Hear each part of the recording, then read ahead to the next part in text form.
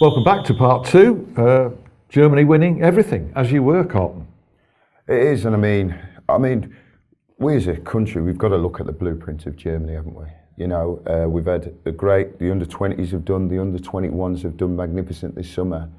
We've got to progress those kids on to winning a World Cup and winning the European Championships. Germany managed to do it. 9 of the players who won the tournament, or the last major tournament, have come through the system. The under-20s, under-21s.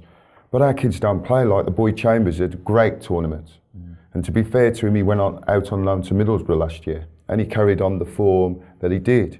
And like I've said to those players, I think the players who are at big clubs, Arsenal, Chelsea, Man City, and they're not going to play, they should target teams at the bottom of the Premier League, because there's good players in the Premier League. You know, if you're playing against Alex Sanchez and people like that, Diego Costa, you're going to improve. So we've got to get out and play. But until it's not going to change now, because the Premier League's just big money now, right? But we should have only 3 foreigners, as far as I'm concerned, in each team, and that means you're going to get at least 7 English players. You know, and the young kids have got to be. I mean, I think back to when I made my debut.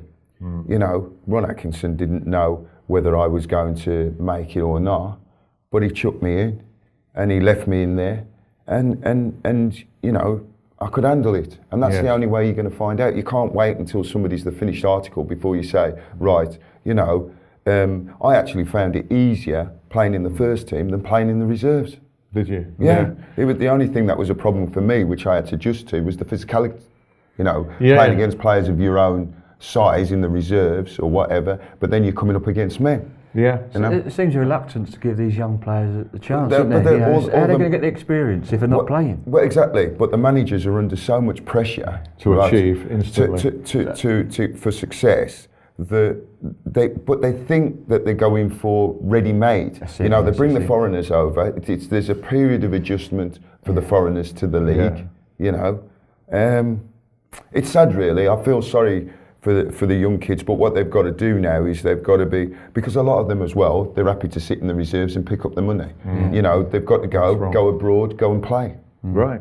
Congratulations again to Germany, winning everything, under-21s, Confederations Cup. I did promise we'd have to come back to video referee one more time, and that was because of another blatant incident in the semi-final, Portugal and Chile, which Chile won on penalties. Fortunately, Chile did win for the officials, because they were denied a clear penalty deep in extra time, and there was no intervention by the video referee either. Oh, yeah. I mean, I was reading about it and listening to reports, and FIFA actually come out and said the reason why they didn't go for the VAR because there was no appeal from the player. Well, I watched the incident. Don't have to be, but no. I watched the incident, and there was a couple of the Chilean players that actually went to the referee saying it's a penalty. Yeah. So there's a clear instance where, you know, he could follow protocol. The ball's gone out of play. Give the penalty, and just go upstairs, and it would have come back saying yes, a clear penalty. Well done. Yeah. But nothing. So once again, as I said earlier, they don't know when to come in and use the VAR. They don't know when to use it and when not to use it. Yeah. And as I said before, there's got to be a lot of work done now before we bring this in. If you look at cricket, you look at rugby, it works very, very well. Adds to the excitement, and I think it'd do this. I mean, you're talking about cricket and rugby, stop-start games. Yeah, but it's a different point. It's an interesting point. It's stop-start games. Yeah. Stop-start. You know, I know what you're saying about decisions, but again, I come back to the fact that a decision may cost a game. It won't cost the World Cup. It won't cost the team the World Cup. It could. Sorry? It could. Well, that's sudden death, isn't it? Whereas over a league season, you might say, look how long it takes. It will even. Look how long it takes to restart play when there's been a big key match decision made. You know, when players ain't happy, it could take 2 or 3 minutes, maybe 4 minutes sometimes.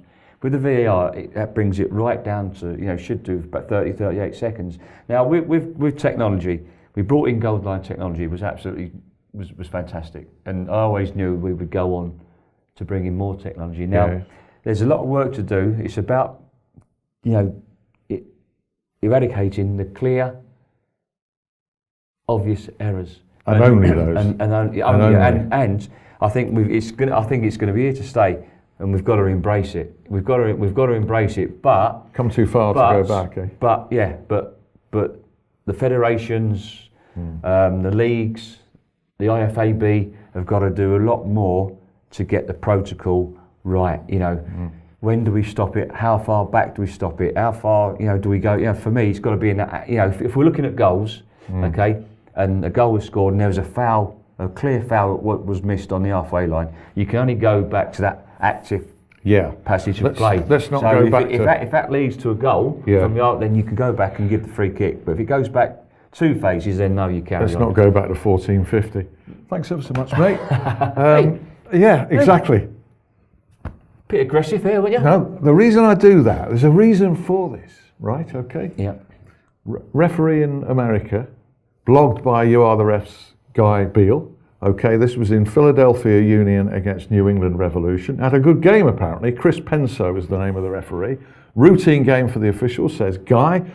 Used his personality to gain a rapport. Was that not Guy Viali was doing the... is that what you say? Viali. That's his nickname. And listen, he was only an assistant referee. He never refereed. Sorry, Guy. No, he was on FIFA. Okay. Assistant referee. Yeah. So he's making the point here that the referee was too touchy-feely with the players at times. There were many examples, he says, of the referee making physical contact with the... Now then, did you ever know that? Now, but he achieved the desired result. We'll come to you for that. Did you? Is there a line here, Carlton, or did you ever experience this with match officials? I mean, referees that I knew. I mean, during the course of the game, you know, I can't remember ever having contact with a referee really at the end of the game, shaking his hands or whatever. Only verbal. Yeah, a lot of verbal, Jocelyn. Yeah, but no, I mean, at the end of the day, I don't see how this really becomes a talking point. The actual fact is, if he's refereed the game well, and it's worked for him. And you know, all that they should be talking about is the fact that he's refereed the game well.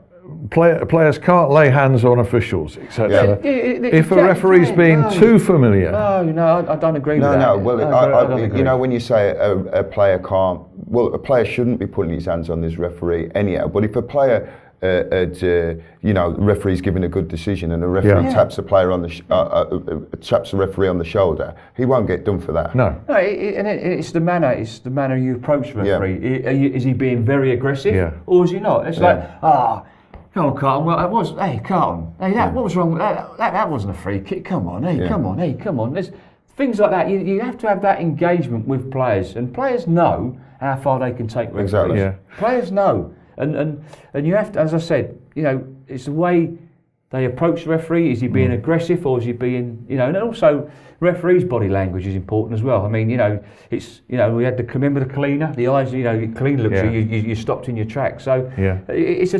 two-way thing. Right. Oh, excellent. Right. So, I mean, it was just an advisory point here about what the boss is like. As I say, it worked for me over 20 years, and it works for you. And full control of that game, and I don't see a problem with it. Okay. You know? Can we go back to where we started, which was right at the top of Kilimanjaro, which is 20,000 feet high, and you're going to play a football match up there in October, okay? I think with some oxygen tanks on me back. You'll need them, I think. Now, in serious point, is it going to be a 90-minute game you're refereeing there? Yeah, I mean, it's in conjunction with you know, the rugby league boys from St Helens, and a couple of years ago they played a rugby league football match up there, and they all survived. They all survived, yes, they all survived. So, you know, I think I'm looking forward to it. You know, being in the Guinness Book of Records as a referee, and obviously we could have a couple of assistants